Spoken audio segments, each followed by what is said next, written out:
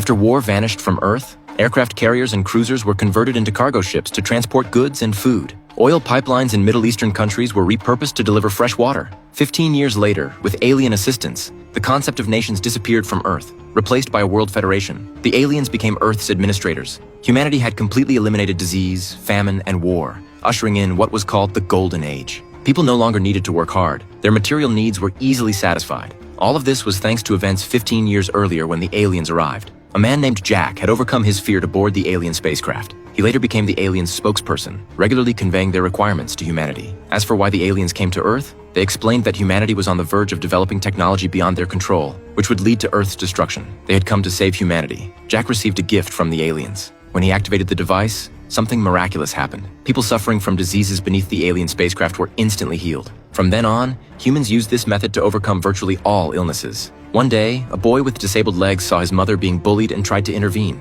Didn't expect the bad guys to be even more rampant, and they even damaged the boy's chest. Then a blue light descended from the sky. Miraculously, the attacker instantly collapsed, foaming at the mouth. The boy's wound slowly healed, and even his congenitally disabled legs could suddenly stand and walk. Similar incidents occurred worldwide. With the aliens playing God's role, society indeed became more peaceful and harmonious. But not everyone saw it that way. Some believed the aliens had ulterior motives and established an organization called the Freedom Group. They promoted their ideology on television. Humans were being farmed like pigs by the aliens. And once the time was right, humanity would face the same fate. Over 20 million people worldwide joined this organization. They even kidnapped the spokesperson Jack and broadcast it globally. They demanded that Jack and the overlords leave Earth. When refused, they prepared to execute Jack on the spot. As they moved to act, something strange occurred. Time seemed to freeze. Everyone stood motionless, bullets suspended in midair. But Jack remained unaffected and escaped danger.